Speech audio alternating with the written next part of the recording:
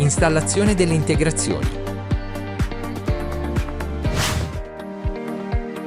Dopo l'accesso, controllare la sezione Integrazioni nel menu Applicazioni.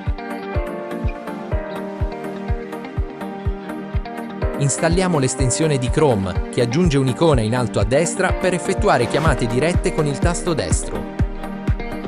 Ad esempio, selezionando un numero di telefono, apparirà il tasto Call con l'integrazione XB. Installare l'integrazione Servizi di Integrazione, che abilita funzioni cuffie. Permette di utilizzare tasti regolazione volume, tasti risposta e tasto mute di cuffie omologate. Funzioni pop-up. Permette di visualizzare le informazioni delle chiamate in arrivo.